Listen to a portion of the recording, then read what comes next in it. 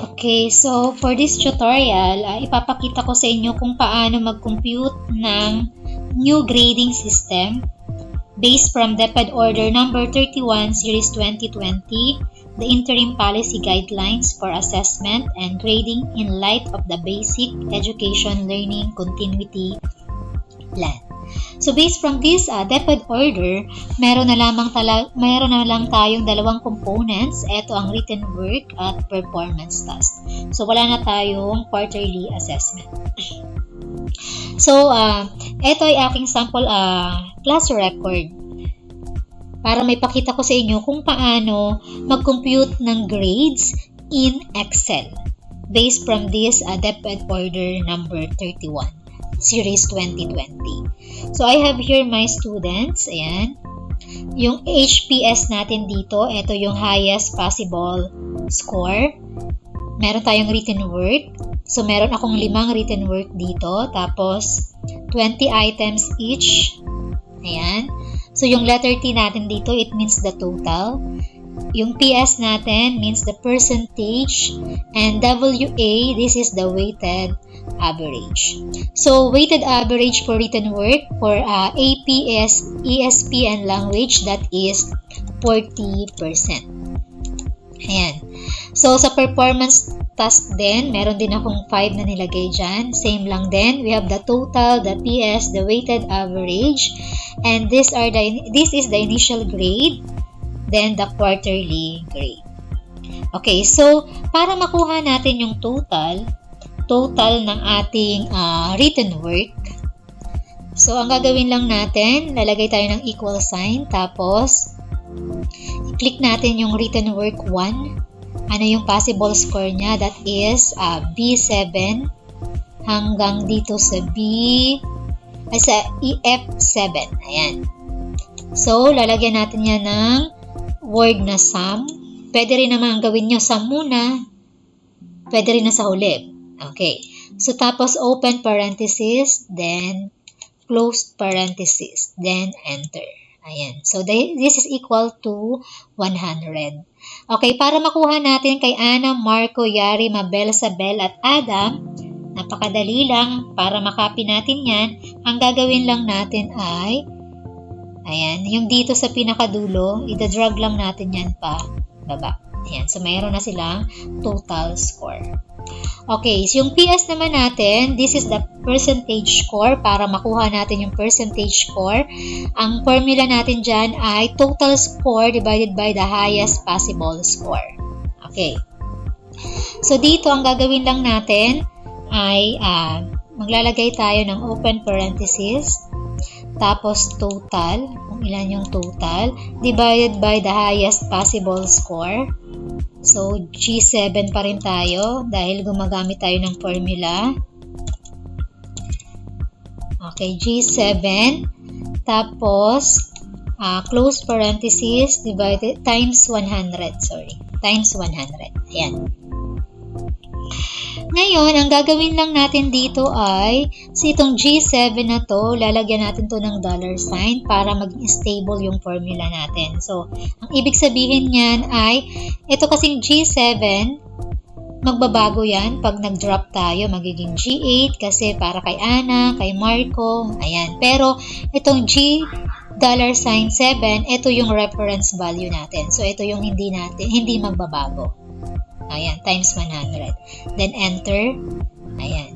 So, para magkaroon ng percentage score si Ana hanggang dito kay Adam, katulad ng ginawa natin sa total, lalagay lang natin ay, ayan, ida-drag lang natin. Ayan, napakadali lang, di ba? Okay, para makuha natin ang weighted average, ang gagawin lang natin ay, ayan, ang pinakaumpisa ay laging equal sign. So, after equal sign, ang gagawin natin dyan ay kunin natin yung percentage score. Ayan. Times, lagyan natin ng asterisk. 40%. Ang 40% ay nandito sa I7. Kaya siya I7. Ayan. So, para maging stable uli ang ating formula, lalagyan lang natin to ng $sign.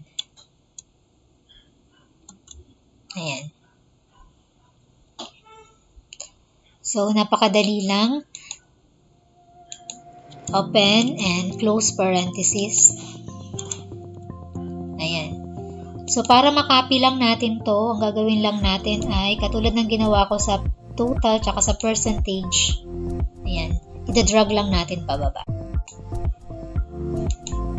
Okay, so dito naman tayo sa performance task. Katulad lang din ang ginawa natin dito sa written work. Ulitin natin.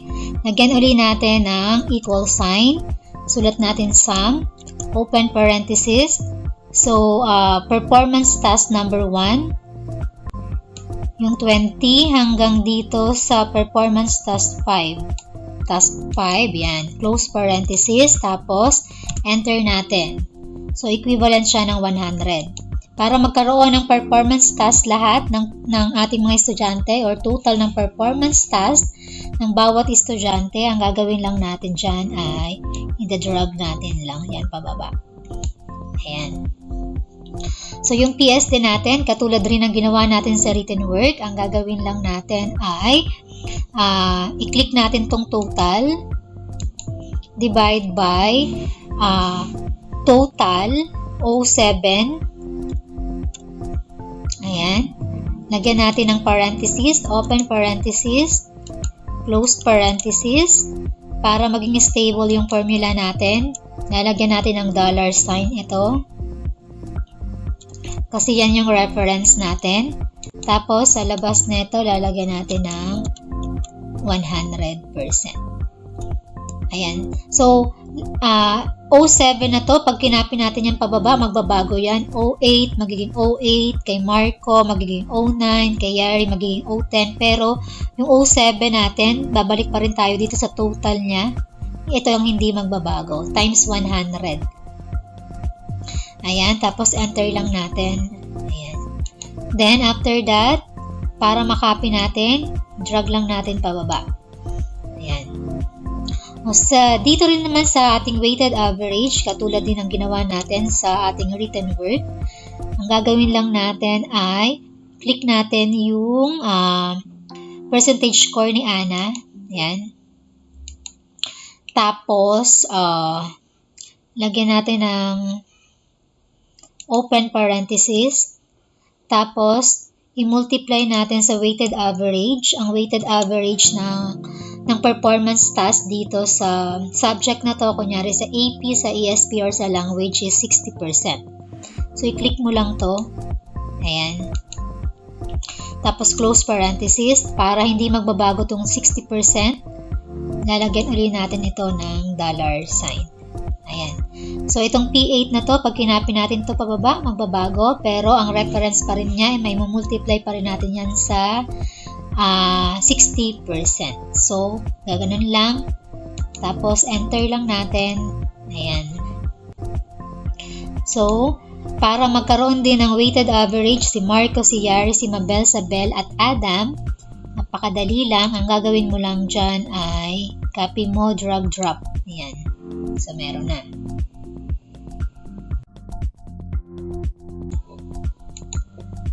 Okay, dito naman sa initial grade, para makuha natin yung initial grade ni Ana, i-click lang natin yung R8. Ayan, tapos lalagay tayo ng equal sign. Tapos type natin sum, open. Kunin natin yung weighted average sa written work, which is 32.8. Click lang natin tong cell na to. Then, comma.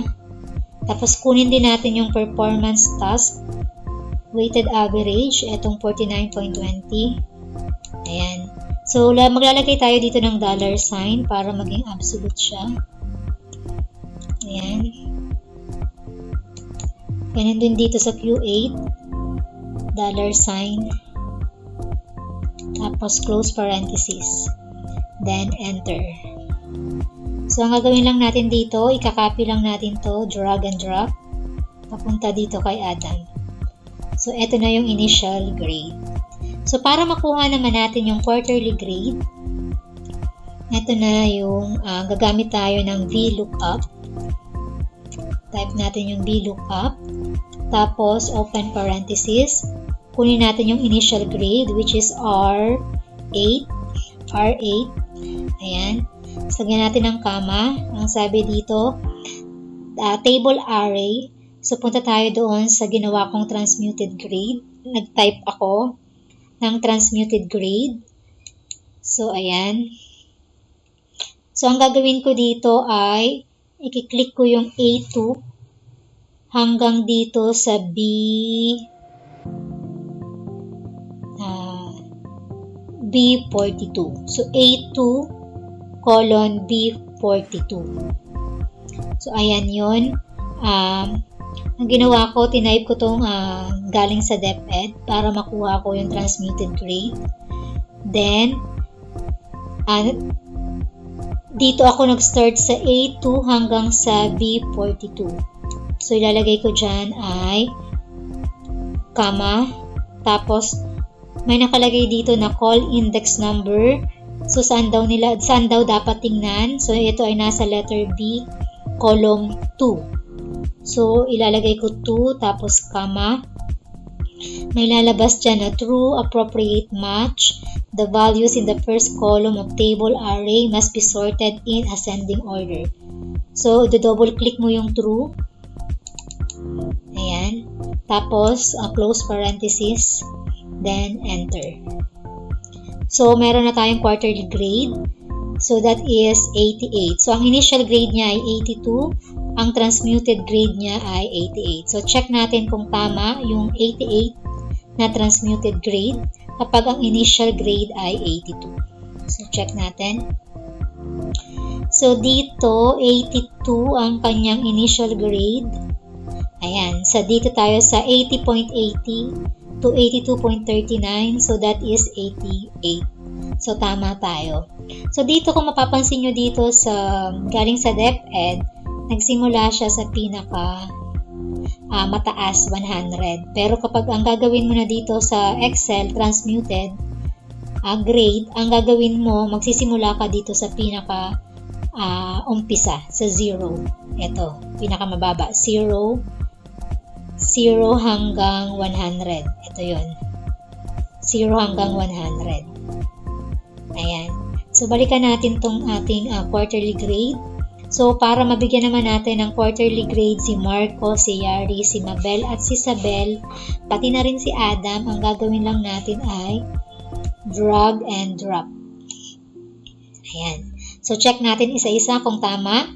So, pag 84 ang initial grade, ang transmuted grade niyan ay, tingnan natin, kung 84 ang initial grade, okay, 90, tama. Para naman sa 78.40 na initial grade, 78.40. Okay, ito, 78.40. So, 86 ang kanyang transmuted grade. Okay, tama tayo dito. So, 81.20 ang initial grade. 81.30. Ayan, pasok siya dito sa 88. Check natin. Okay, 88. So, 82.80. Check natin yung 82.80. Dito siya. So, 89. Check natin. 89. Tama. Kung 82.20 naman ang kanyang initial grade, tingnan natin. 82.20. 82.20. Ito. So, dapat ang kanyang transmuted grade ay 88. Okay, so tama. So, napakasimple lang, napakadali lang gumawa ng transmuted grade sa inyong Excel. So, ito na ang ating bagong new grading system based from DepEd Order Number 31 Series 2020. Wala na tayong quarterly assessment. So, kung gusto nyo namang hindi ito makitang transmuted grade, pwede nyo naman itong i-hide. Okay, so yun lang naman. Sana may natutunan kayo sa aking short tutorial.